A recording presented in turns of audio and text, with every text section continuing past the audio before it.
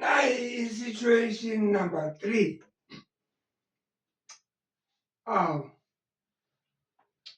Bengithenge amaswidi awu-7 nge-50 cent, kwabuye ushintshwe 15 cent.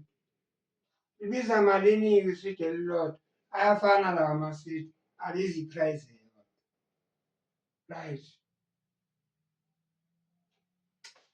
I-answer yami-ke sizothi iswidi eliyi-1 aliko ku-X. Right. Asiboneni lana-ke ngithenga amaswidi awu-7. Kusho ukuthi-ke iswidi elilodwa mawu-X, 7 times X. Ngithenge nge-50 cent, kwabuya ushintshwe 15 cent, kusho i-50 cent minus loya shintshi. Ile mali abize yona-ke la maswidi, ngoba ushintshi obuye kini.